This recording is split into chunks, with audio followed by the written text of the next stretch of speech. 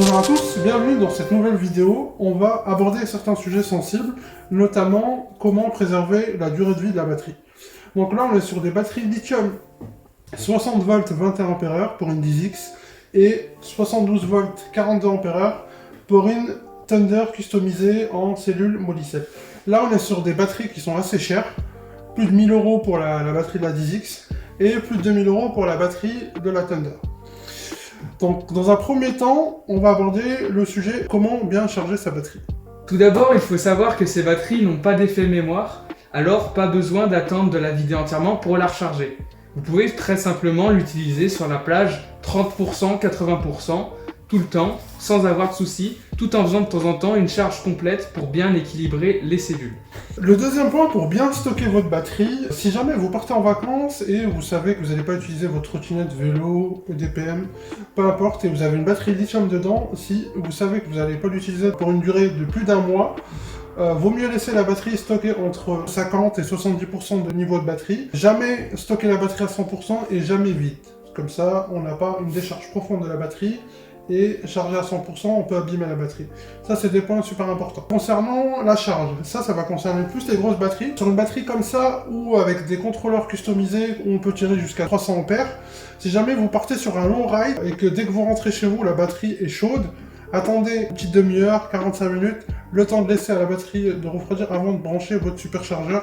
Parce que généralement sur ce type de batterie, on charge à 10, 15, voire 20 A. Un autre point qui est important, si jamais vous utilisez votre trottinette ou votre skate partant de pluie et que vous êtes pris dans une averse, dès que vous rentrez chez vous, n'hésitez pas à ouvrir le deck, checker à l'intérieur s'il y a des traces d'humidité dans la batterie. Parce que si jamais il y a de l'humidité dans le deck, ça peut être vraiment désastreux pour la batterie parce que la batterie va s'oxyder et va connaître soit un déséquilibre, soit au pire des cas, peut provoquer un incendie. Donc c'est un point très très important et il faut faire super attention à l'eau et à l'oxydation. Pour prolonger la durée de vie de votre batterie, vous pouvez aussi prendre une batterie externe en la mettant en parallèle, ce qui permettra que votre batterie principale soit moins sollicitée, particulièrement si vous utilisez des Molicel dans celle-ci. Donc si jamais vous voulez brancher une batterie externe sur votre trottinette, parce qu'il y a plusieurs modèles qui sont dotés de petites batteries, notamment la 10X qu'on voit ici. La seule règle à respecter absolument quand vous branchez deux batteries en parallèle, c'est que les deux batteries, il faut qu'elles aient exactement la même tension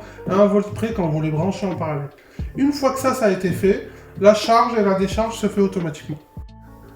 Concernant l'utilisation des trottinettes, en général, le constructeur donne l'utilisation pour un certain poids bien défini, c'est autour des 100 kg, 120 kg. Si jamais vous utilisez une Itoro, une Xiaomi ou un autre petit modèle et que vous montez à deux dessus, vous allez risquer d'être en surpoids par rapport à la trottinette et le contrôleur va envoyer tout le temps, va être au max de son courant de décharge et du coup la batterie va être sollicitée beaucoup plus et on a souvent le cas de panne ou le fusible ou le câblage fou. Donc faites très attention. Si vous montez à deux sur une trottinette ou si vous prenez des côtes et que vous avez des montées qui sont très très longues et vous êtes à fond alors qu'il fait 40 degrés, ça risque de chauffer le câblage. Si vous démontez votre batterie, lors du remontage, faites attention à bien l'avoir recalée afin qu'elle ne bouge pas à l'intérieur du deck pour ne pas endommager les connectiques si jamais, par exemple, dans le cas du Nitro, elle fait des va-et-vient à l'intérieur. Il y a un autre point qui est important, on a beaucoup de clients Xiaomi qui installent des roues pleines. C'est des pneus qui sont increvables, c'est top, donc on n'a plus de soucis de crevaison. Par contre, en termes d'absorption de choc, c'est beaucoup plus limité et du coup en fait, on a souvent des batteries de Xiaomi qui reviennent en réparation, qui viennent en réparation, du fait qu'il y a des soudures qui cassent ou des languettes. Cela est dû aux vibrations provoquées par les pneus durs. Concernant la charge de votre batterie, on a beaucoup de clients qui chargent leur batterie à l'entrée de leur domicile.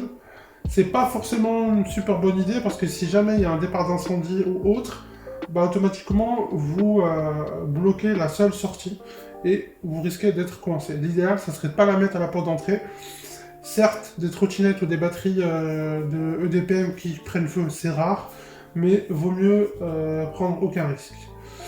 Il y a un autre point, évitez de charger vos batteries dans des endroits humides. Si jamais il y a de l'humidité, une flaque d'eau, c'est des choses vraiment à éviter. Faites attention à votre chargeur.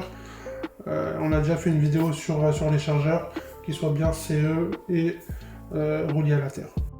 Donc voilà, on arrive à cette fin de vidéo. Merci encore. D'autres vidéos vont arriver. Merci encore parce que la chaîne grandit petit à petit. On a de plus en plus d'abonnés. C'est génial. N'hésitez pas à partager, liker et commenter. Et à la prochaine.